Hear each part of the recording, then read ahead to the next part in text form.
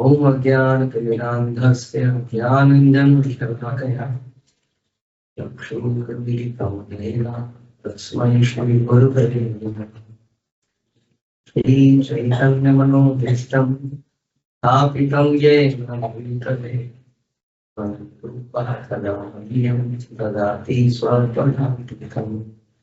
वन्देऽहं श्रीगुरौ श्रीरापदकमलं श्रीगुरुवैष्णवांश्च श्रीरूपं रागजातं सहितं सजीवम् आद्यर्थं स्वावधूतं परिजनसहितं कृष्णचैतन्यदेवम् श्रीराधा कृष्णपादान् सहिता श्रीशाखान्वितांश्च हे कृष्ण करुणा सिन्धु दीनबन्धु जगत्पते गोपेश गोपिकान्त राधाकान्त नमस्तुते तप्त काञ्चन गौराङ्गी राधे वृन्दावनेश्वरी दृश्यभानुं देवी परमामि वाञ्छाकल्पतरुभ्यश्च कृपा सिन्धुभ्यश्च पतितानां पावनेभ्यो वैष्णवेभ्यो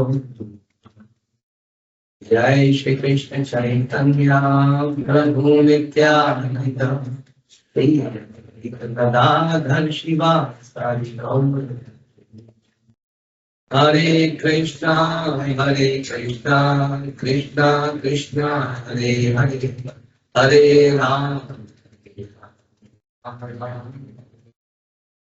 नमो विष्णुपादाय कृष्णप्रेष्ठाय श्रीमते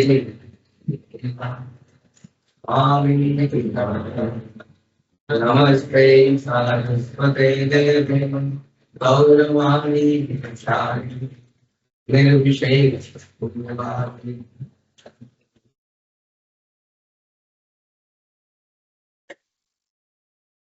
हरे कृष्ण। श्री उपदेशामृत श्लोक संख्या पेज नंबर 55 54। हम तो 55 पे हैं। ओके 54। ओके, इस तरह दिल के प्रकटीकरण से कोई लाभ नहीं होगा। दिल का प्रकटीकरण, दिल को व्यक्त करना, दिल की बात बोलना, और दिल तो पागल है और सामने वाला भी पागल है। यही बता है कि किसको बताना है, ये बड़ा जरूरी है। दिल की बात, दिल में भारी फील हो रहा है। भारी क्यों भारी फील हो रहा है? कोई बताने के लिए नहीं, इसलिए मैं किसी के ऊपर उड़ेल दिया। लेकिन जिसके ऊपर उड़ेला उसने उसको और ज्यादा जहरीला बना के उसी को दे दिया, है ना। उड़ेलने का पर्पस कभी भी गुस्से को बढ़ाना नहीं होना चाहिए। हाँ, जस्टिफाई अगर आप अपने आप को करेंगे, जैसे आपको कुछ गड़बड़ हो गई और आपने किसी के साथ उड़ेल दिया कि नहीं देखिए ये ऐसी गलती थी हमारी, तो हम एक्सपेक्ट करते हैं कि सामने वाला हमारी बात को समझे और हम अपने को जस्टिफाई करते हैं। और वो अगर हमारी बात को समझ जाता है कि हमारी गलती नहीं है, तो क्या होता है उसके बाद? उसके बाद हमारा क्रोध और बढ़ जाता है। यही तो मैं कह रहा था, यही तो मैं कह रही थी, हाँ, और ज्यादा बढ़ गया।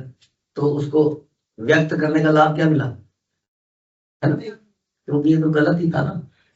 हाँ, क्रोध तो हमेशा ही गलत है। अधिकतर संसार में मैंने देखा इतने सालों में कि क्रोध का कोई कारण ही नहीं होता है। क्रोध का कारण केवल बेमतलब की गलत फहमियां होती है। कुछ सोच लेता है आदमी, किसी ने कुछ किया, कुछ बोला तो उसने कुछ सोच लिया, सब कुछ कर डाला, लेकिन बात नहीं करी। जिससे करनी थी उससे नहीं करी, किसी और से कर ली। और अक्सर कोई और कौन होता है? जो ऑब्वियसली जो हमारी बात को समझे, जो हमारी बात को समझे। आप उससे तो बात करोगे और किससे करोगे? तो हमारी बात को समझे का मतलब क्या है? हिंदी समझे, इंग्लिश समझे, क्या समझे? हमारी भावनाओं को समझे। हाँ, है कि नहीं? हम अच्छे से तो बात करें, जो हमारी भावनाओं को समझे। बताइए, ऐसा है कि नहीं? लेकिन ये गलत है। आपको कोई हमारी भावनाओं को समझे, गलत है? हाँ, गलत है। समझने का मतलब यह है कि वो आपकी भावनाओं से एग्री करे। हाँ, आपका गुस्सा जायज है, ठीक नहीं हुआ आपके साथ, ये गलत है। यहाँ पर ऐसा हो रहा है, भावनाओं को समझ लिया और हमें थोड़ी देर के लिए बड़ा अच्छा भी लगा, सुख मिला, लेकिन वो सुख नहीं मिला। उसके बाद हम और ज्यादा बढ़ गए। अब हमने 2-4 को और बोलना शुरू किया। और हम बोलते रहे बोलते रहे बोलते रहे। इस प्रकार से दिल के प्रकटीकरण से कोई लाभ नहीं होगा। दिल के प्रकटीकरण का लाभ क्या है? क्या लाभ होना चाहिए? आप बताइए। हमारे अनर्थ समाप्त हो। अनर्थ क्या है? क्रोध एक अनर्थ है कि नहीं? लेकिन अगर सही बात में क्रोध हो तो, सही बात में क्रोध हो तो अनर्थ है या नहीं है? बताइए, सोचिए बोलने से पहले। है तो हनुमान जी सही बात पे अनर्थ किया तो गलत है उनका क्रोध? फिर आपने बोला सही बात पे क्रोध आए तो गलत है, वो भी गलत है। तो सही बात किसको कहते हैं, ये बड़ा जरूरी है। वो सही भगवान की ही होनी चाहिए, भगवान के हिसाब से, गुरु परंपरा के अनुसार से। हमें तो अपना सभी को सही लगता है, हमारे हिसाब से सही बात नहीं होनी चाहिए। इसलिए आप कह सकते हैं हमेशा ही क्रोध समस्या है, क्योंकि जब गुरु परंपरा के लिए क्रोध आना होता है तब तो हम बिल में घुस जाते हैं। अगर कोई ऐसा बात कर दे, जाओ जान दे दो, कुछ कर दो, सबसे पहले अपने घरों में बंद कर देंगे, फोन को कर देंगे उस पर फ्लाइट मोड में। अरे भैया बड़ा गमगीन मामला चल रहा है, बंद कर दो फोन, अभी कॉल आ जाएगी। हाँ, मुसीबत आएगी बाहर, बाबू थोड़ी देर शांत हो जाएगा, उसके बाद निकलेंगे बाहर बिलों से। तो तब तो हम क्रोध करते ही नहीं है। इसलिए हमारा क्रोध हमेशा ही गलत है। इसलिए उस क्रोध को ऐसे व्यक्ति को प्रकट करना जो हमारी भावनाओं को समझे, तो फिर और भी ज्यादा गड़बड़ हो जाएगी। जो ये समझे कि हमारी मनोस्थिति क्या है, देख पाए हमारे को, उसके बाद व्यक्त करना चाहिए। जो उल्टा हमें समझा पाए, ध्यान रखिए, जो हमें समझा पाए उसको व्यक्त करना चाहिए। यानी कि जो हमें क्या बोले कि तुम गलत हो। आप बताइए, ऐसे व्यक्ति के पास आप जाओगे? सोच के देखो जरा, हाँ तो मुंडी धोई जाएगी। ऐसे व्यक्ति के पास जाएंगे हम? नहीं जाएंगे। इसीलिए क्या होगा, हम परपेचुअली हमेशा इसी मुसीबत में फंसे रहेंगे। अतएव उनकी संगति से पूरी तरह से बचना ही बेहतर होगा, और उनसे कोई रहस्यात्मक बात नहीं पूछनी चाहिए, जैसे मायावादी, कर्मी, ज्ञानी, इन लोगों से बेहतर होगा कि उनसे ऐसी कोई बात ना करी जाए। आप वेरीफाई कर रहे हैं, हाई you have to verify whether this is okay or not, this गुरु परंपरा and this system and this process and this here ये okay है कि नहीं? तो उन्हीं से तो पूछेंगे, और इन्हीं के लोगों से पूछेंगे तो फिर ये तो कहेंगे ये बढ़िया है। ये ज्ञानी से ही तो पूछेंगे कि सही है कि नहीं, पर ज्ञानी तो यही बताएगा कि गलत है? तो फिर किससे पूछे? शास्त्रों को खुद भी पढ़े, खुद भी पढ़े। और दूसरी बात ये है कि आपको सोचना पड़ेगा कि कोई अगर परंपरा प्रमाणित है, या कोई कॉलेज, कोई इंस्टीट्यूट प्रमाणित है, तो प्रमाणित किसके द्वारा है? भगवान द्वारा प्रमाणित है। तो वो लिटरेचर उसका जो है, साहित्य, वो प्रमाणित, और जो लोग उसको फॉलो कर रहे हैं वो कौन हुए? प्रमाणित हुए। तो आपको उसमें मानना ही पड़ेगा, आप अपनी बुद्धि लगा नहीं सकते। उसका रिजल्ट भी देख सकते हैं आप over a period time. Please result ऐसे मत देखिएगा कि हम देख रहे हैं प्रभु जी यहाँ के भक्तों में भी क्रोध है। अनर्थ निवृत्ति तो बड़ी लंबी स्टेज है, ऐसे कैसे समाप्त हो जाएगी? हाँ, लेकिन क्या कोई डिफरेंस नहीं दिखता आपको इनमें और बाहर के लोगों में? तो जरा देखेंगे तो पता चलेगा। सबसे बड़ा गुण क्या है इनके अंदर? भगवान के भक्त हैं बस।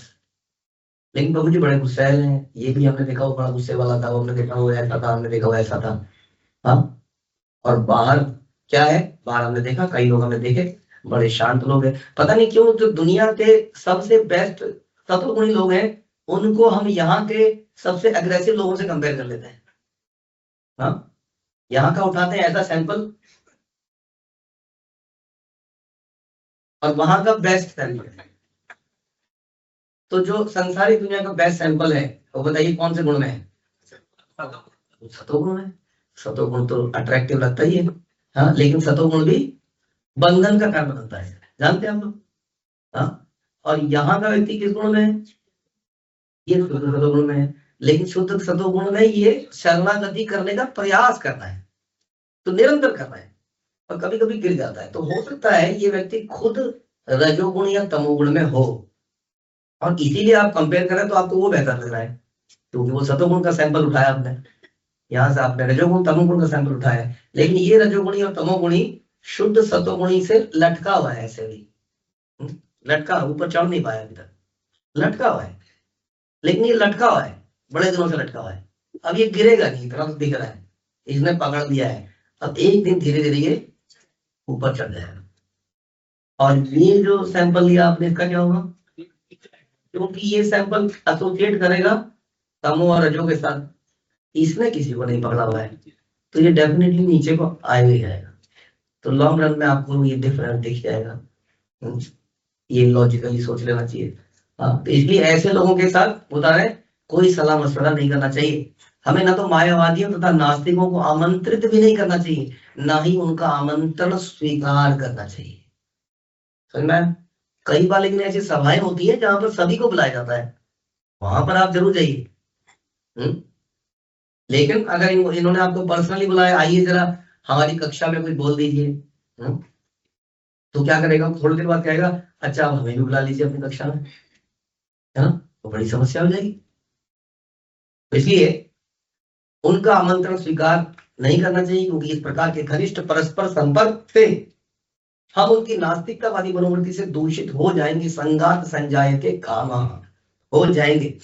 ऐसे लोग कहाँ मिलेंगे हमें, हम तो बचे हैं, लेकिन ऐसे लोग मिल जाएंगे ऑफिस में, घर में, कहीं मिल सकते हैं।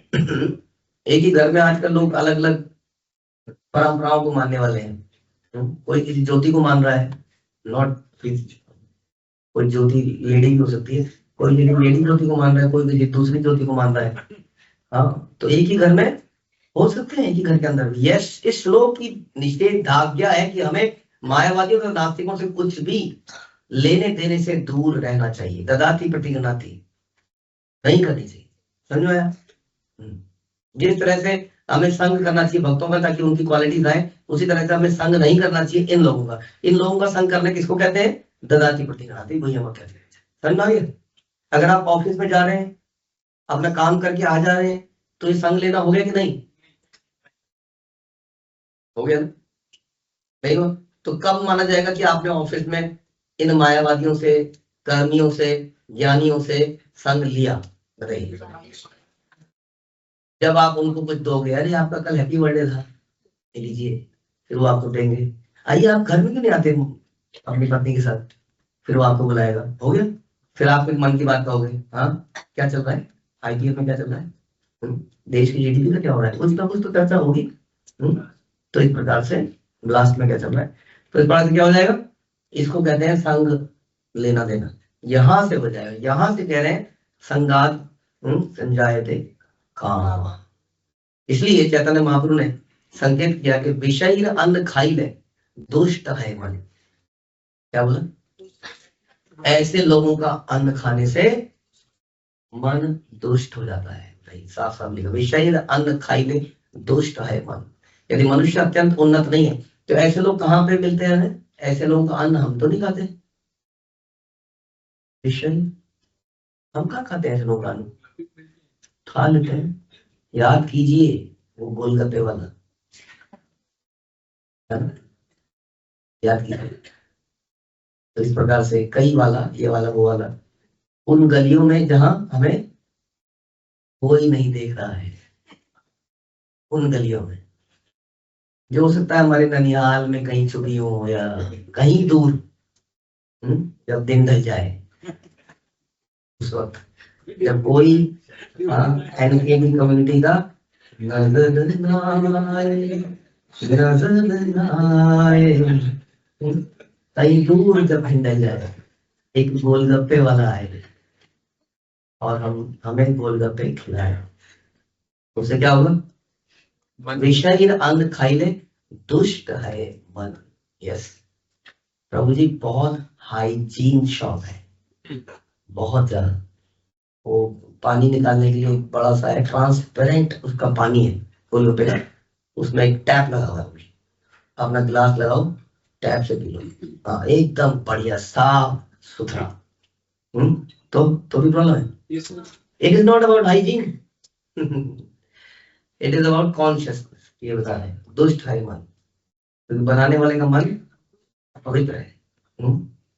तो यदि मनुष्य अत्यंत उन्नत नहीं है तो वह कृष्ण भावनामृत आंदोलन को आगे बढ़ाने में, सबके योगदान का उपयोग करने में समर्थ नहीं होता। अतएव सिद्धांत के तौर पर किसी को मायावादी या नास्तिक से दान भी नहीं लेना चाहिए, क्योंकि दान लेने में भी कुछ ना कुछ गड़बड़ है, अनलेस कि वो एलिवेटेड व्यक्ति है। हाँ, क्योंकि दान लेगा वो छोड़ेगा नहीं आपको, फिर उसके बाद लेके अगर आप उसको यहीं पर खींच के ले आओ तो बहुत अच्छा है। धीरे धीरे आप उसको भक्ति ही बना दो। वसुदेव चैतन्य महाप्रभु ने भक्तों को उन सामान्य मनुष्यों की संगति करने से वर्जित किया जो भौतिक नीति के प्रति अत्यधिक आसक्त रहते हैं। समझ में? तो हमारा उद्देश्य प्रचार करना है, लेकिन केयरफुली, वेरी केयरफुली। निष्कर्ष यह निकलता है कि हमें सदैव सब भक्तों की संगति करनी चाहिए, यानी कि भक्तों की संगति में रहो ऑलवेज, हमेशा, हमेशा। और ऑफिस में जैसे भक्त नहीं है तो क्या करें? पुस्तक वितरण करें, कुछ क्लास चलाएं, कुछ तो करें, कोई तो पकड़ में आएगा। सब दुखी हैं, आप देखोगे हर दूसरा आदमी, किसी कोई नौकरी से, कोई परिवार से, कोई इधर से उधर से, आप कंधा ढूंढ रहे हैं, कोई कंधा मिले रोने के लिए। हाँ, आप थोड़ा समय देंगे तो वो फूट जाएगा, उसके बाद आपकी बात सुन लेगा। मिलेगा, एक मिलेगा, पहले एक से फिर दो होंगे, धीरे धीरे होगा एक, तो संग बनाना पड़ेगा फिर हमको। निष्कर्ष यह निकलता है कि हमें सदैव भक्तों की संगति करनी चाहिए, भक्ति के नियामक सिद्धांतों का पालन करना चाहिए, लेकिन वेरी केयरफुली अगर हम प्रचार कर रहे हैं, वेरी केयरफुली, क्योंकि ऐसा भी हो सकता है जब उसने रोना शुरू किया तो हमारी उससे सहानुभूति हो गई। खास तौर पे जब कन्या को पुरुष मिले और पुरुष को कन्या मिल जाए, हाँ, तो सहानुभूति डेवलप हो जाती है और वो फिर डेंजरस हो सकती है। इस प्रकार आचार्यों के पद चिन्हों का अनुसरण करना चाहिए तथा गुरु के आदेशों का पूरी तरह पालन करना चाहिए। पूरी तरह मतलब कहाँ मिलेंगे वो आदेश? ये आदेश ग्रंथों, आदेश ही आदेश। इस प्रकार हम अपनी भक्ति तथा शुद्ध कृष्ण भावनामृत को विकसित करने में समर्थ हो सकेंगे। ऐसा भक्त जो ना तो नौसिखिया है ना महाभागवत है, अब तो भक्ति की मध्य अवस्था में है, उससे यह आशा की जाती है कि वह भगवान से प्रेम करेगा, भक्तों को मित्र बनाएगा, अज्ञानियों पर दया करेगा, ईर्ष्यालु तथा आसुरी स्वभाव वालों का परित्याग कर देगा। ध्यान रखिए, जो उत्तम अधिकारी है वो किसी का परित्याग नहीं करता है। इतना अच्छा आदमी है लेकिन वो प्रचार नहीं करता है, क्योंकि वो कहता है क्या आपको, क्या आप तो ऑलरेडी कृष्ण के हो। वो कहता है कृष्ण के ही तो हो, अगर मेरे जीवन में ये संकट चल रहा है, नहीं कृष्ण ही चला रहे, वो अलग ही प्लेटफॉर्म पे व्यक्ति है, वो प्रचार नहीं करता। इसलिए प्रभुपाद कहते थे, तो क्वेश्चन ये आता है, तो प्रभुपाद क्या मध्यम अधिकारी थे? तो वो उत्तम अधिकारी को नीचे उतरना पड़ता है मध्यम अधिकारी के लेवल पे, तब जाके वो क्या करता है, क्या विशेषता बताई उसकी, और क्या विशेषता बताई? अज्ञानियों पे दया करेगा लेकिन ईर्ष्यालु और आसुरियों का परित्याग करेगा। उत्तम अधिकारी इनका भी परित्याग नहीं करेगा, और ये इनका परित्याग, इनसे दूर रहता है, इनसे जो कृष्ण भावनामृत नहीं है ना, गलत जो अज्ञानी है, जो कृष्ण भावनामृत नहीं है, उनका उसको करना है, लेकिन जो ईर्ष्यालु है, जिसको आपने बोला और पलट की गाली देता है, कुछ और बोलता है, हाँ, या इस तरह का व्यक्ति है, आसुरी है, उसका परित्याग करना है।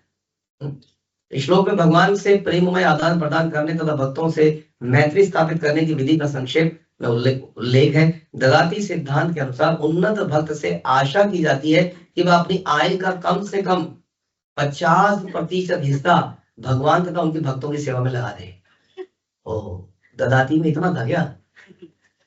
ददाती 50% ददाती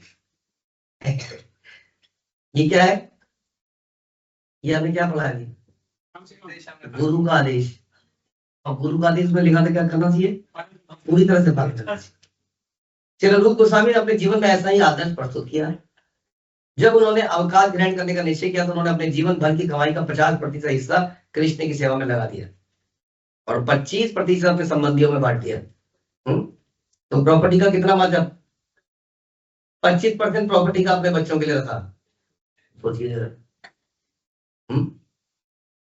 और जो रिमेनिंग 25% बचा उसको अपने लिए, आगे के लिए, आपत्ति स्थितियों के लिए रिजर्व में कहीं रख दो, क्योंकि बच्चों को दोगे तो वो 25 भी गया। सभी भक्तों को इस उदाहरण का पालन करना चाहिए, चाहे जो भी आय हो उसका 50% कृष्ण तथा उनके भक्तों के लिए खर्च किया जाना चाहिए, इससे ददाती की मांग पूरी होगी। अगले श्लोक में तो ददाती का मतलब ये था, हमने सोचा था वो एक चैंटिंग बैग काउंटर, हमने तो अभी तक तो ये सोच रहे थे ददाती गिफ्ट गिफ्ट, कुछ और ही करें तो पर। अगले श्लोक में रूप गोस्वामी वर्णन करते हैं कि किस प्रकार के वैष्णव से मित्रता करनी चाहिए, तथा किस प्रकार के वैष्णव की सेवा हमें करनी चाहिए। हाँ, तो ये भी सोचना पड़ेगा, क्योंकि अलग अलग प्रकार के वैष्णव है और उनका क्या है, अलग अलग नेचर है, तो उनकी सेवा भी इस प्रकार अलग अलग हो जाएगी। हाँ, तो यहाँ पर हमारा ये श्लोक समाप्त होता है आफ्टर लॉन्ग डिस्कशन। श्लोक संख्या 4 हमारा श्लोक ददाती प्रीति के लक्षण। तो हमने सुना कि प्रीति के लक्षण क्या है, कैसे करनी है, किससे करनी है, कैसे बढ़ेगी, किसके साथ प्रीति नहीं करनी है, हाँ वो भी हमने सुना। तो आगे चले, श्लोक संख्या 5। कृष्णेति यस्य गिरिं तं मनसा ध्रियेत, दीक्षास्ति चेत प्रणतिभिश्च भजन्ति मीशम्, शुश्रूषया भजन विज्ञान मननन्य मन मन्य निंदादिशून्य हृदमींसि ततंग लब्धया। सॉरी,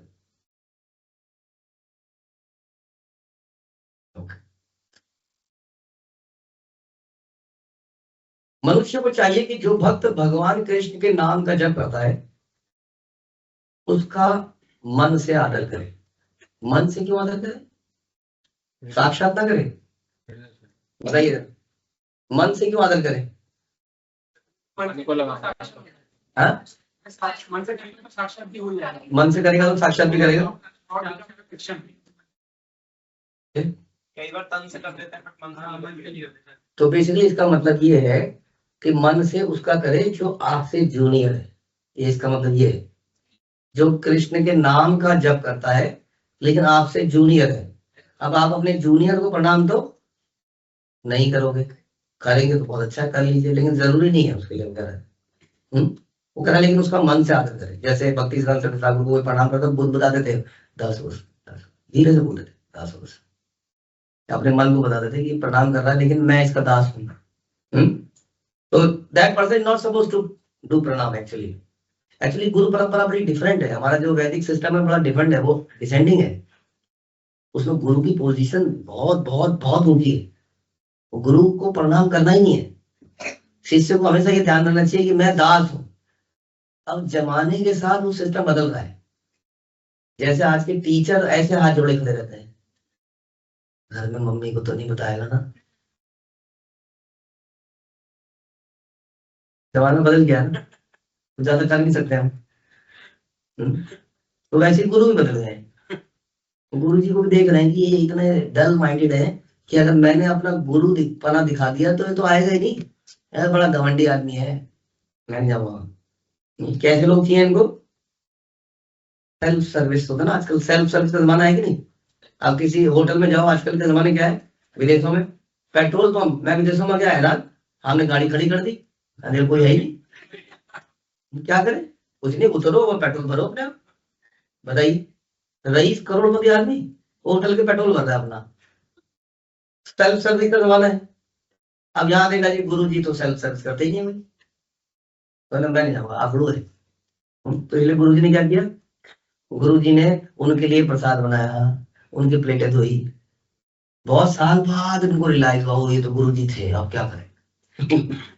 तो गड़बड़ हुई, प्रभुपाद के साथ ऐसा हुआ।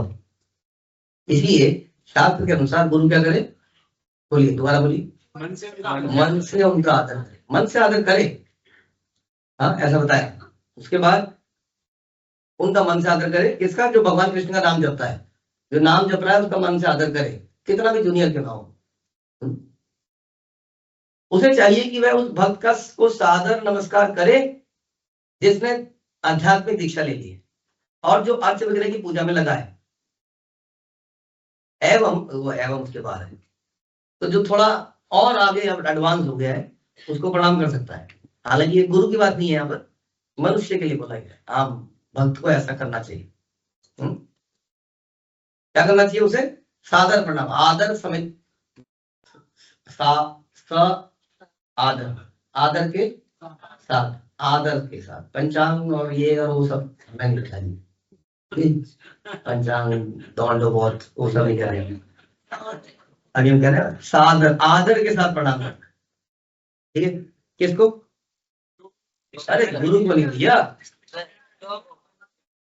हाँ यानी कि तो आप सीरियस भक्त बन गया है, सीरियस भक्त बन गया, उसको सादर प्रणाम करना चाहिए। ओके। एवं उसे चाहिए कि उस शुद्ध भक्त की संगति करे और श्रद्धा पूर्वक सेवा करे जो अनन्य भक्ति में बढ़ा हुआ है। इसको सादर प्रणाम करने की बात नहीं कर रहे हैं, क्यों नहीं कर रहे हैं इसको? सादर नहीं कह रहे हैं उसकी सेवा करे। किसकी? जो अनन्य भक्ति में आगे बढ़ा हुआ है और जिसका हृदय दूसरों की, क्या लिखा होगा बताइए? बड़ा अजीब सी बात है, आप सोच नहीं पाओगे। दूसरों की, आगे की लाइन नहीं बता रहे, देखने की जरूरत नहीं है। दूसरों की सेवा, आगे पूरी लाइन करो तो लगाओ अनन्य भक्त हो और एक बता रहे अनन्य भक्ति में आगे बढ़ाओ और हृदय कहाँ लगाओ? दूसरों की सेवा में बोला आपने, और दूसरों के गुणगान में लगाओ और भक्तों की सेवा में लगाओ। किसी ने कुछ बोला है आपका भी? लिखा है जिसका हृदय दूसरों की आलोचना करने की प्रवृत्ति से सर्वथा विमुख हो। ओह, क्या हमारी हमारा विजन कितना बड़ा था, सेवा गुणगान, और लिखा क्या है? अरे फिर से वही मुसीबत, fault fault fault fault finding, fault finding. ऐसे व्यक्ति की श्रद्धा पूर्वक सेवा करे जो अनन्य भक्ति में आगे बढ़ा हुआ है, हृदय दूसरों की आलोचना करने की प्रवृत्ति से सर्वथा विमुख है। इसका मतलब इस प्रकार का हमें बनना चाहिए ताकि हमें लोग प्रणाम करें। इसका मतलब भगवान पर ऐसे व्यक्ति प्रिय है, इसलिए ऐसा बोला जाता है कि श्रद्धा पूर्वक उनकी सेवा करें ताकि उनका वो गुण हमारे अंदर भी आए। कौन सा गुण है उनके अंदर? आलोचना ना करना, अनन्य भक्ति करना। दोनों एक साथ, दोनों जो एक साथ करता है ऐसे भक्त का। तो ये बता रहे हैं basically how to deal with different devotees. ददाती प्रतिजनाती कर लिया, संबंध बड़े अच्छे बन गए, लेकिन अभी अपराध हो रहे हैं संबंधों के साथ, तो उसके लिए बता रहे हैं कि अपराधों से कैसे बचें। तो उसमें 3 कैटेगरी के लोग डिवाइड कर दिया उन्होंने कि जो सबसे निकृष्ट है, जो स्टार्टर है जब करता है उसका तो मन से आदर करें, आदर उसका भी करें, और जो आगे बढ़ चुका है, प्रोसेस में बहुत आगे बढ़ चुका है, डिवोशनल एक्टिविटीज को डेली कर रहा है, उसको सादर प्रणाम करें, और जो अनन्य भक्ति करता है और उसका हृदय बिल्कुल साफ है उसकी श्रद्धा पूर्वक। तात्पर्य कि पिछले श्लोक में जिन 6 प्रकार की प्रीति के आदान प्रदानों का उल्लेख हुआ है उसे बुद्धिमत्ता पूर्वक व्यवहार में लाने के लिए विवेक पूर्वक उचित व्यक्तियों का चुनाव करना होगा। अतएव बता रहे हैं यहाँ पर कि व्यक्तियों का चुनाव बड़ा जरूरी है, ये डिवीजन बड़ा जरूरी है कि किसके साथ मुझे क्या करना है, नहीं तो गड़बड़ जाएगी। यही तो था सारा क्वेश्चन। आप ददाती प्रतिगणाती पता नहीं किसके साथ क्या कर लोगे, गुह्यम अख्याति कर लोगे उसके साथ तो जब कर रहा है, तो वो किसके साथ करना था? वो अनन्य भक्त के साथ करना था। तो इसलिए पता होना जरूरी है कि किसके साथ कैसा व्यवहार करना है। ये करना चाहिए ऐसा कुछ, ये भेदभाव नहीं हो जाएगा थोड़ा सा। अब हमेशा ऐसे देखते रहोगे, ये इसके साथ मन से करूं, इसके साथ साथ साथ करूं, क्या करूं? तो बेस्ट है कि आदत दे दोगे, ज्यादा दे दोगे तो क्या बुराई हो जाएगी, दे दो। वैसे भी हमने बताया इस संसार में छोटों को आदर देना होता है, ये नियम है। जैसा हम कई बार बताते हैं कि हमारे टीचर जब क्लास में जाते हैं तो टीचर प्रणाम करते हैं बच्चों को, बच्चे आशीर्वाद देते हैं उनको बैठे बैठे। फिर बच्चे पूछते हैं मुझे उठना चाहिए क्या? हमें क्या उठना चाहिए क्योंकि हम बैठे हैं, क्योंकि हम जब भी कर रहे हैं। तो इसलिए क्या करना है, आदर तो दे ही दो, ज्यादा देने में क्या बुराई है, आदर दे ही दो। अब समस्या तो आएगी जब हृदय की बात करना, दादाजी पर क्या देना है सामने वाले को, कैसे देना है, वो उसके पोजीशन के हिसाब से उसके साथ रिलेशन बनाना पड़ेगा। इसलिए बुद्धिमत्ता पूर्वक एक चुनाव करना होगा। और रूप गोस्वामी परामर्श देते हैं कि हमें वैष्णव से उनके विशेष पद के अनुसार उचित रीति से मिलना चाहिए। आपने सुना होगा कि जो आपके इस प्रकार के जो बिगिनर्स हैं उनके ऊपर करुणा करनी चाहिए, दया, और जो बराबर वाले उनके साथ क्या करना चाहिए, मैत्री करनी चाहिए। और जो सीनियर उनके साथ क्या करना चाहिए, बड़ा आदर और सेवा उनकी।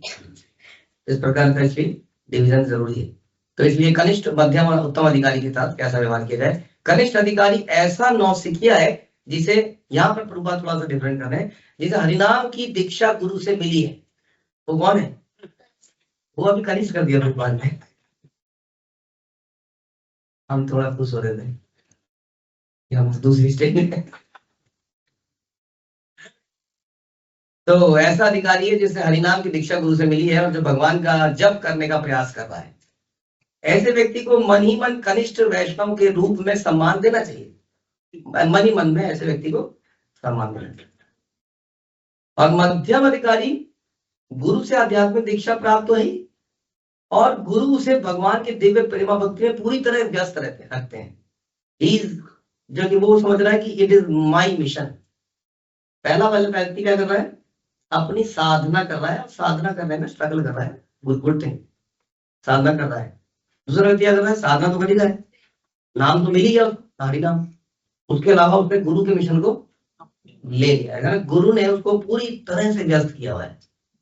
भगवान की दिव्य प्रेमा भक्ति में, सेवाओं में पूरी तरह व्यस्त रखते हैं। ऐसा व्यक्ति कौन बता रहे हैं, मध्यम अधिकारी बता रहे हैं। मध्यम अधिकारी को भक्ति मार्ग में के मध्य में स्थित समझना चाहिए। मध्यम अधिकारी का ट्रस्ट, फेथ बहुत ज्यादा सॉलिड होता है।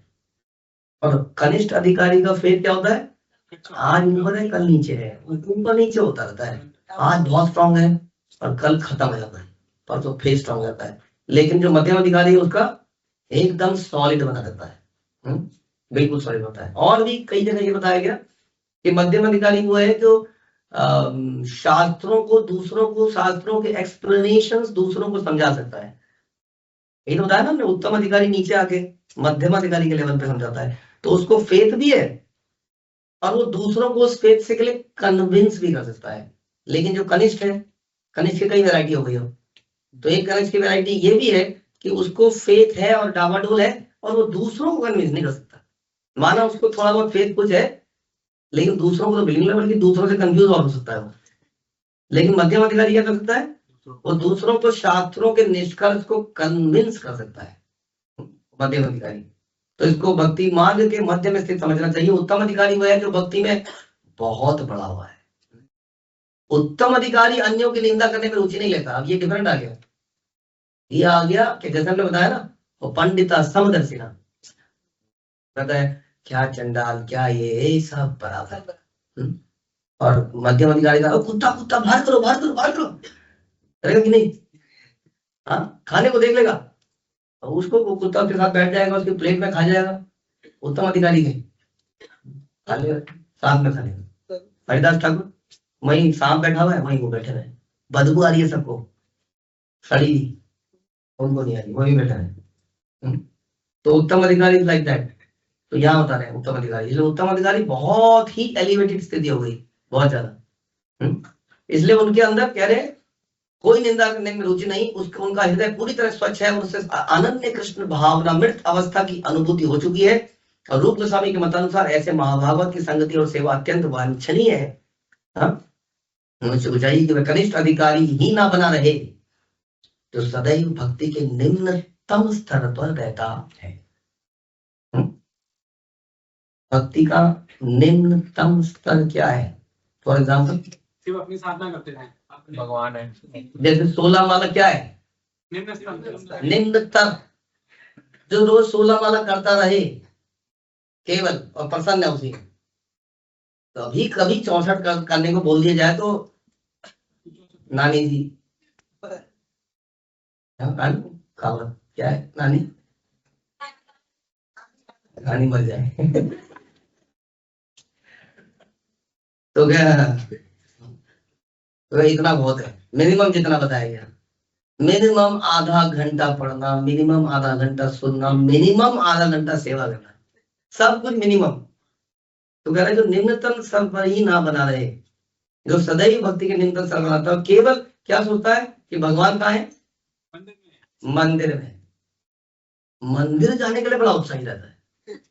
मंदिर चलेंगे कल, कल मंदिर चलेंगे, हाँ मैं सोच रहा था बहुत अच्छा है ये मंदिर में सवेरे जो हमारी भागवतम क्लास शुरू हुई, बहुत बढ़िया है। क्यों? क्योंकि सवेरे सवेरे प्रसाद मिल जाता है। तो लव संडे, लव फीस्ट, हाँ क्या कहते हैं उसे? हिंदी में प्रीति भोज। वाह, प्रीति के साथ जो भोज किया जाए, आनंद ही कुछ दूसरा है। तो प्रीति भोज के लिए लोग जाते हैं, साथ में क्लास भी सुन लेते हैं। क्योंकि कई बार कूपन वूपन का भी चक्कर होता है, क्लास में आएगा तो कूपन लेगा, तब तो इसलिए क्लास भी सुन लेते हैं। तो क्या सुनते हैं? ये भगवान, हमें तो आंसू, हमें तो देखते ही आंसू आ जाते हैं भगवान के। और ये मैराथन चल रहा है, पुस्तक वितरण करेंगे ना? हम तो बस भगवान को देखते रहे, हमारे मन में ऐसा लगता है कि हम भगवान को देखते ही रहे, भगवान को बस देखते ही रहे। हाँ, तो आपको तो लगेगा ये उत्तम अधिकारी है, यहाँ तो बता रहे हैं कि ये निम्नतम अधिकारी ऐसा दिखता है। Page number 58। ऐसे भक्त का वर्णन श्रीमद् भागवत के 11वें स्कंद में इस प्रकार हुआ है। अर्चायमेव हरे पूजा यह श्रद्ध ये हते न तद भक्तेषु चान्येषु सा भक्ता प्राकृता स्मृता। जो व्यक्ति मंदिर में अर्च विग्रह की पूजा में अत्यंत श्रद्धा पूर्वक तल्लीन रहता है, लेकिन यह नहीं जानता कि भक्तों या सामान्य लोगों के साथ कैसे व्यवहार किया जाए, वह प्राकृत भक्त या कनिष्ठ अधिकारी कहलाता है। 11.2.47 श्रीमद् भागवतम 11वां स्कंद ये बताएगा। क्योंकि हम कई बार आपको समझा चुके हैं ऐसा क्यों, क्योंकि अर्च विग्रह तो बेचारे होते हैं, कुछ नहीं बोलते, जैसे मर्जी कर लो, आराम रहता है, कोई नया नहीं है। रोज जैसे कि आप किसी सेवा में गए, कौन सी सेवा में जाते हैं आप लोग? राजभोग, बालभोग, हाँ बालभोग में जाते हैं, राजभोग में जाते हैं, हाँ राजभोग।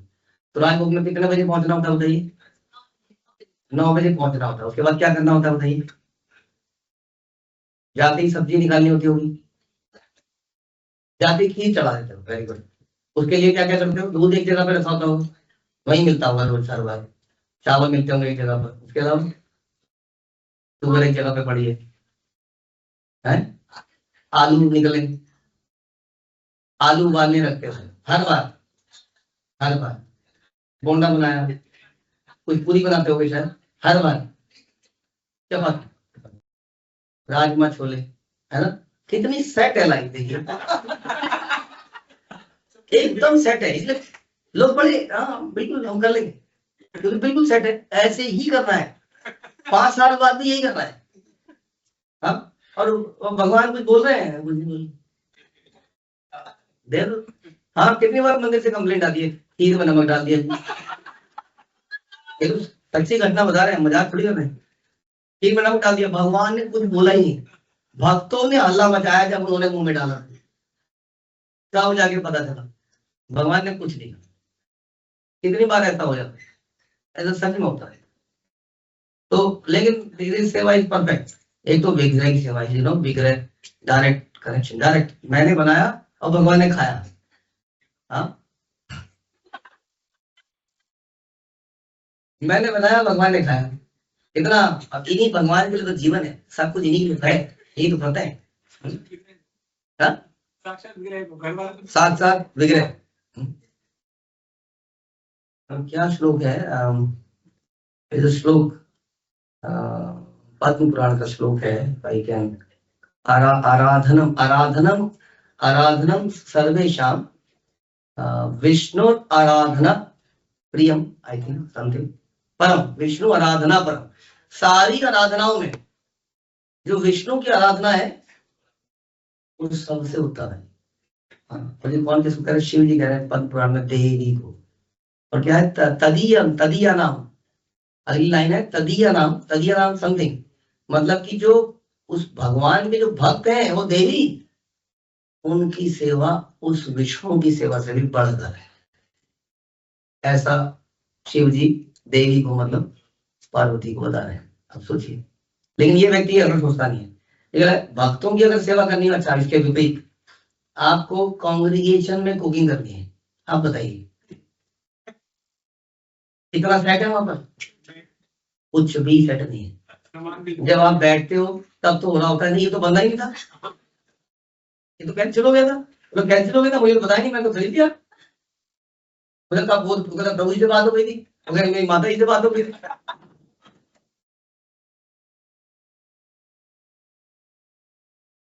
कुछ क्लियर नहीं है, बेचारा काटने वाला बैठा है, प्रभु जी हम क्या करें। और छुट्टी के बाद परचेजिंग टीम की लड़ाई हो रही है और ये बेचारे बैठे हैं कि हम क्या करें। हमें बुला लिया 6 बजे, 8 बजे सब्जी आ रही है। हाँ फिर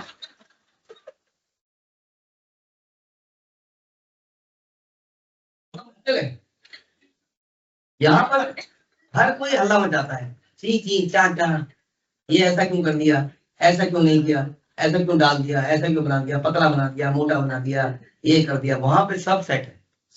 अगर आप टाइम पर भोग लगाकर भाग जाओ तो जो डंडा भी पड़ेगा वो कोई कांग्रेगेशन लीडर, आपके कांग्रेगेशन वाले नमक डाल रहे खीर में, ध्यान रखिए, ध्यान रखिए, आपको कोई कुछ नहीं कहेगा। आप बना बनू के भोग, भोग भी आपको लगाना नहीं है, बना के निकल लो वहां से। 12 बजे निकल जाते हो आप लोग, भोग लेके आते हो।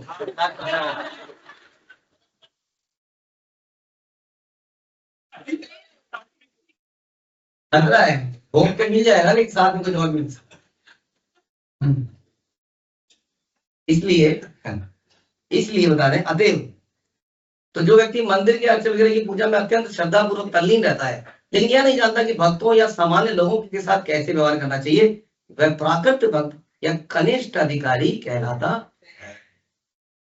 अतः मनुष्य को कनिष्ठ अधिकारी के पद से ऊपर उठना चाहिए और मध्यम अधिकारी के स्तर पर पहुंचना चाहिए और गुरु की आज्ञाओं का पालन करना चाहिए। गुरु कहते हैं कि नगर आदि ग्राम सर्वत्र प्रचार वही पे मेरा नाम। आप सोचो कि सारी गलियों में हो गया क्या, तो कुछ गलियों में रह भी गया होगा तो उन गलियों में करना पड़ेगा, जाके निकलना पड़ेगा, पुस्तक वितरण भी करनी पड़ेगी, बहुत कुछ करना पड़ेगा। तो श्रीमद् भागवत में ही मध्यम अधिकारी का वर्णन इस प्रकार हुआ, ईश्वरे तदधीनेषु बालिशेषु दिशस्तु स प्रेम मैत्री कृपोपेक्षा यह करोति स मध्यम।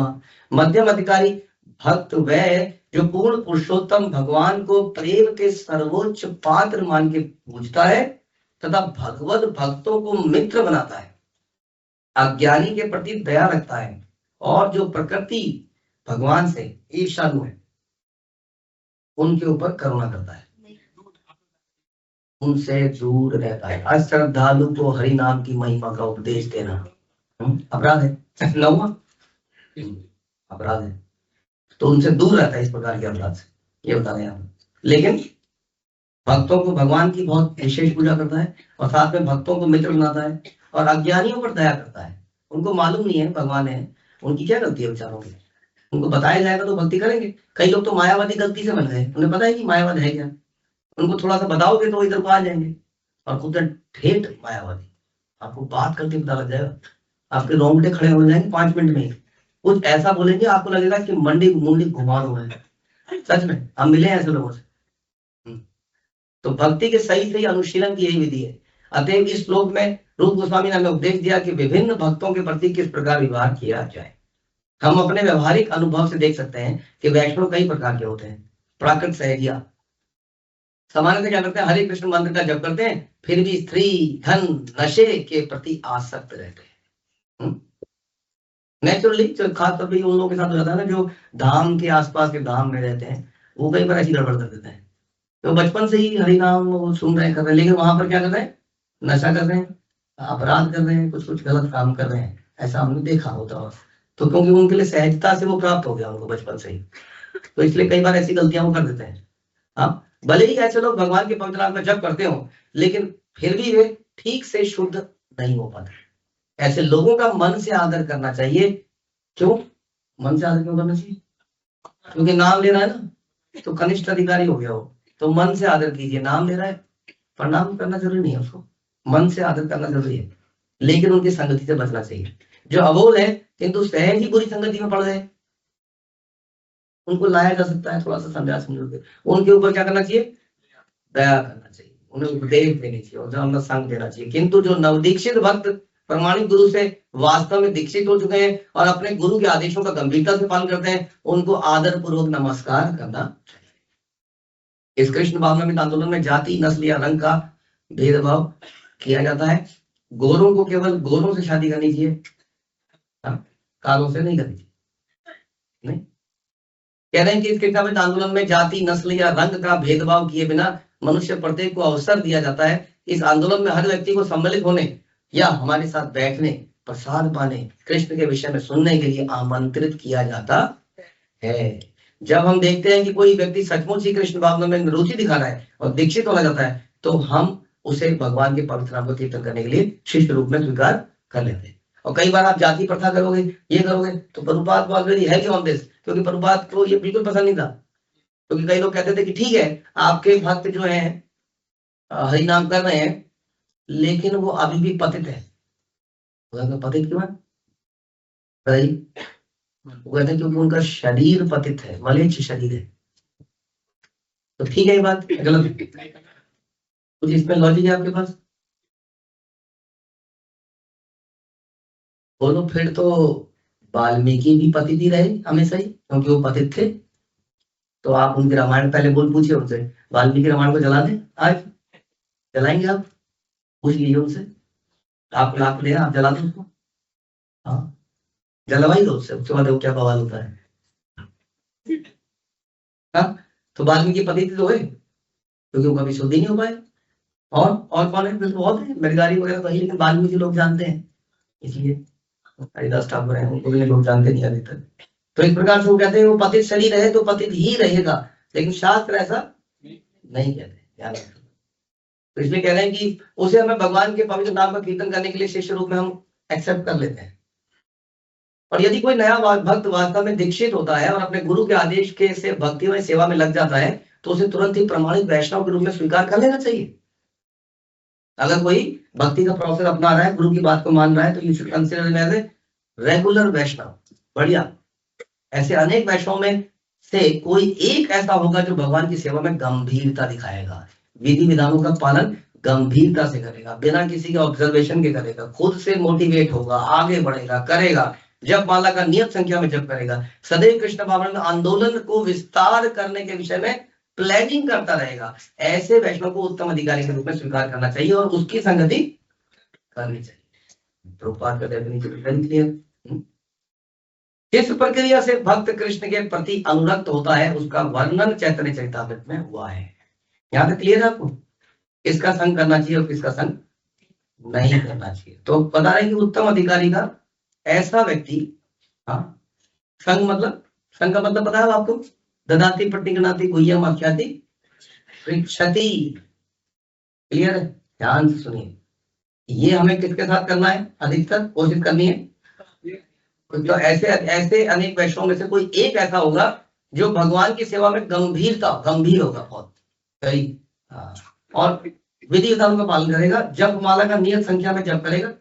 हाँ तो जो भी आपके दोस्त हैं, कई लोग if they are struggling hard नियमों का पालन करने में, तो उनको त्याग देना चाहिए। नहीं त्यागने की बात नहीं करी हमने कहा वो आदर करना चाहिए, दया भी कर सकते हैं, आदर भी कर सकते हैं, और हो सकता है आपके जैसे ही हो तो मित्र भी हो सकते हैं, लेकिन संगति किसकी करी जाए? जो नियमों में जो पक्का है, जो कन्विंस्ड है। क्लियर हो रहा है आपको? दोस्ती हो यानी किसकी करनी है? जो कन्विंस्ड है कि यही सही है, ये जो भी नियम बताए हैं फिर प्रभुपाद ने एज इट इज करना चाहिए। और जो इसका विस्तार करने में लगा हुआ है, जो भक्त लगे हुए हैं, प्लानिंग कर रहे हैं, उनका संग। लेकिन मजा नहीं आएगा। कई बार लोग कहते हैं प्रभु जी मजा नहीं आ रहा। मैं किसका संग कर रहे हो, किसकी दोस्ती कर रहे हो? तो पता नहीं किस किस की दोस्ती कर रहे हैं। किसी की दोस्ती कर रहे हैं, उन्हीं से बातचीत कर रहे हैं, और थोड़े दिनों में कुछ और ही बन गए और उनको मजा भी नहीं आ रहा है। हाँ तो किसको मजा नहीं आएगा? ऐसा कहते हैं कि चंदन की लकड़ी को जब कुल्हाड़ी मारती है तो कुल्हाड़ी में भी खुशबू आ जाती है, आती? बताइए। और आप कह रहे हो मुझे खुशबू नहीं आ रही, बदबू आ रही है, क्योंकि आप चंदन के पास गए ही नहीं। आप पता नहीं कहाँ बबूल और कहाँ फंस रहे हो, कांट में, इसका संग कर रहे हो। और ऐसे लोग वेरिफिकेशन भी कहाँ करते हैं, ऐसी जगह पे जाके वेरिफिकेशन करते हैं, पता नहीं क्यों क्यों करते हैं ऐसी जगह वेरिफिकेशन, क्योंकि उनको उनको आदमी वैसा ही चाहिए होता है। उन्हें पता है कि उससे पूछूंगा तो क्या आंसर आएगा, वो तो पक्का है, तो पक्के का संग तो करो ही मत, क्योंकि वो आपको भी पक्का कर देगा। तो फिर वो आप फिर आए क्यों है, पक्का होने नहीं आए थे तो दूर दूर से ठीक है अपना तो। बाकी जिंदगी तुझे नहीं है, ये भी तो करना है, वो भी तो करना है। हाँ, तो जरा सोचिए, this place is not for them, serious devotees के लिए ये जगह है। इसलिए बता रहे हैं कि ऐसे अनेक वैष्णव में से कोई एक होगा जो गंभीरता से सेवा करेगा, इसका नियम में बहुत दृढ़ विश्वास होगा, जपमाला को बड़ा अच्छे से जप करेगा। ऐसे वैष्णव का हमें संग करना चाहिए, बता रहे हैं। और प्रपात बताने की चैतन्य चरितामृत में बताया कि दीक्षा काले भक्त करे आत्मसमर्पण, से ही काले कृष्ण तारे करे आत्मसम। दीक्षा के समय जब भक्त भगवान के प्रति पूर्ण भाव से आत्मसमर्पण करता है तो कृष्ण उसे अपने ही समान समझकर स्वीकार करते हैं।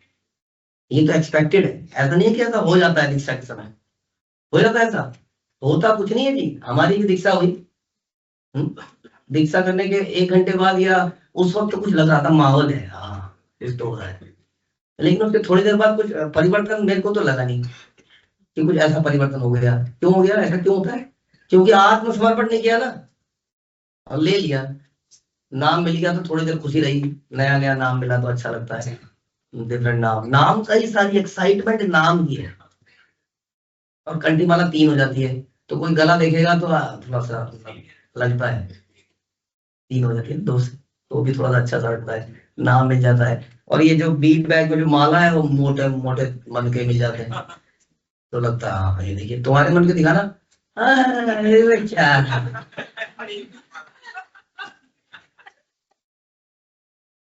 तो थोड़ा सा अच्छा तो लगता है।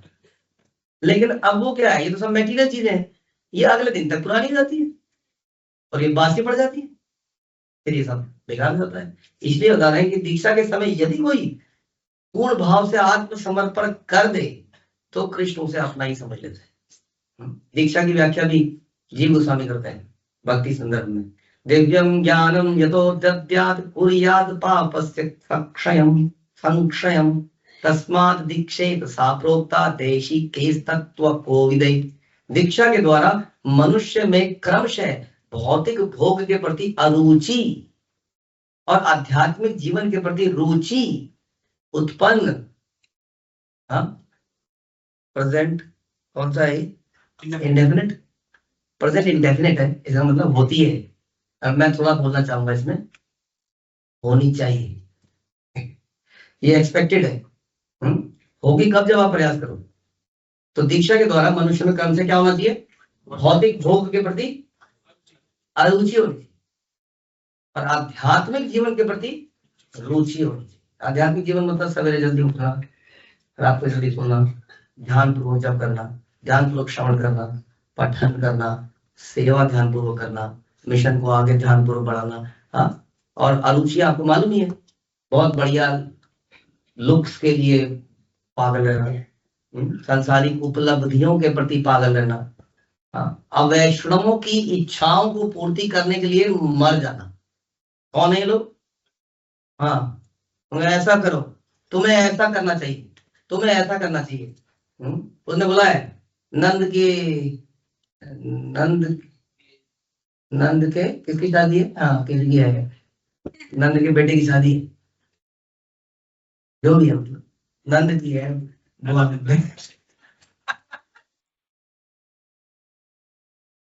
So there will be demands and demands and demands always. We should think that ये बड़ा ही, अभी बीच में नहीं बोल सकते हैं नथिंग, ये आप सोचिए बड़ा खतरनाक है। हाँ, जैसे लव मात्र साधु संग सर्व सिद्धि है, वैसे लव मात्र असुर संग सर्व नष्ट है। बिल्कुल, लेकिन वी आर वेरी केयरफुल, हम नहीं सुन रहे। इतनी देर में ये तो बताया उन्होंने, क्या होता है किसके साथ नहीं करनी है, कहाँ पे ददाती प्रदान करते नहीं करना है। अब वहां तो दादा प्रदान कर रहे हैं, गिफ्ट लेके जा रहे, गिफ्ट लेके जा रहे कि नहीं जा रहे, और वो गिफ्ट दे भी रहे, हो गया ददाती प्रदान। और कुछ खिला भी रहे। प्रभु जी हमने केवल दही बल्ले खाए, दही बल्ले में लहसुन प्याज होता है? फ्रूट क्रीम, खाली चावल खाए, चावल में दही मिला के, गुलाब जामुन, कर्ड राइस, गोलगप्पे, कितनी चीजें हैं, टिक्की, टिक्की में लहसुन प्याज होता है, समोसे। हाँ, तो क्या कर दिया है, भूनते भूनते भी हो गया, वो भी हो गया। अब जब वहां बैठे ही थे, तो जब बैठे ही थे तो बातचीत भी हुई, तो पता है कितना लगा शादी में, कितना लाख लगा है, ये पता है ये कितने की आई है, ये नेकलेस कितने का बना है, कितने का हार चला, पता है कितने का सोना, चल रही है बातें, चल रही है। ये क्या हो गया, हुई है ममता हो ही गया, तो हो गया हमारा बेड़ा गर्क। ये बता रहे हैं हम, इसलिए बता रहे हैं कि भौतिक भोग के प्रति अरुचि और आध्यात्मिक जीवन के प्रति रुचि, अट्रैक्शन होनी चाहिए। अट्रैक्शन, अपने आप खींचना ना पड़े, तब तक खींचे, शुरुआत में खींचना चाहिए, बाद में थोड़ी खींचा, अपने वो आदमी को अपने आप आना चाहिए। ऐसा बता रहे हैं कि दीक्षा के द्वारा ये होना चाहिए। लेकिन होता क्या कई बार, आइए हमारे किसान भक्त, प्रभु जी अगर बीज को गलत समय पर गलत जगह पर डाल देंगे और बीज आपका अव्वल क्वालिटी का है, तो क्या होगा, बढ़िया फसल होगी? नहीं। अब खेत में नमी कितनी है, खेत कितना सॉफ्ट है, मौसम क्या चल रहा है, ये कौन सा सीजन है, सीजन चेंज हो रहा है या ठंड ज्यादा है, बहुत चीज सोचनी पड़ेगी, तब बीज डलता है। दीक्षा क्या है, बीज डालना है, तो बीज नष्ट भी हो जाता है अगर उसका पोषण ठीक से ना किया जाए, तो नष्ट हो जाता है, उसका कोई फल ही नहीं निकलता, फसल ही नहीं होती, खत्म हो जाता है। Simply diksha is not enough, we have to dedicate गुरु की शिक्षाओं पे, गुरु के आदेशों पे अपने आप को डालना और प्रयास करना। प्रयास करेंगे, एक दिन में तो नहीं होगा हमसे भी, will try try try try try, लेकिन केवल विग्रह और विग्रह और विग्रह, this is not our mission, right. हर किसी के घर में, प्रभुपाद कहते थे हर घर में ऑल्टर होना चाहिए, तो प्रभु जी हम भी थोड़ा सोच रहे थे कि ले आए, फिर पड़ोसी भी सोच रहा था, फिर सवेरे जब संकीर्तन में जाना था या क्लास में जाना था, प्रभु जी वो अभी हमारा ना वो ड्रेसिंग का टाइम होता है, हाँ, अब हमारा भोग का टाइम होता है, अब हमारा इसका टाइम होता है, हम लोग भगवान के विग्रहों से बहुत अटैच्ड हैं और ऐसा लगता है कि सबको और उसको भी कि वी आर एडवांस डिवोटी। भैया विग्रह सेवा में तो आनंद है ही, कौन नहीं जानता, बस सड़कों में घूमने में गुरु के लिए वो आनंद नहीं है, वो बलिदान है। हाँ, उससे कृपा मिलती है गुरु परंपरा की, इससे नहीं मिलती है, इससे एक प्रकार की संतुष्टि मिलती है बस, ठीक है। तो वो भी ओके है, दैट इज फॉर कनिष्ठ रिगार्डिंग, पर उससे बढ़कर कुछ और है, इसलिए बैलेंस है। अगर आप मंगल आरती अटेंड करते हो तो ये माना जाएगा कि आपने विग्रह सेवा करी, माना ही जाएगा, नहीं तो बेचारा एक भी ब्रह्मचारी कभी कर ही नहीं पाता। हम तो रोज सवेरे नाचते हैं भगवान के आगे, that is they are doing deity worship. If you are observing deity worship then you are doing deity worship, वो इनफ है। उसके बाद निकल पड़ो मैदाने जंग में, देखना है जोश कितना दिल में। हरे कृष्णा। श्री प्रभुपाद की जय,